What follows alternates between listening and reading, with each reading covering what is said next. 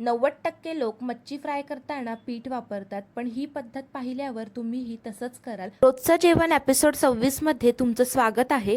साध्या पद्धतीची झणझणीत रोहू मच्छी फ्राय नो बेसन नो रवा रेसिपी आहे. मच्छी मॅरिनेशनसाठी मच्छी साफ करून त्याचे काप करायचे. त्याला कोकम, आगळ, लसूण मिरचीची पेस्ट, काश्मीरी मिरची पावडर, तिखट, लाल मसाला, हळद, चवीनुसार मीठ आणि लिंबाचा रस लावून मॅरिनेशनसाठी ठेवून 10 ते 15 मिनिटे मच्छी छान मुरण्यासाठी ठेवायची. याने टेस्ट एकदम एनहान्स होते आणि मच्छी चवीला अप्रतिम लागते.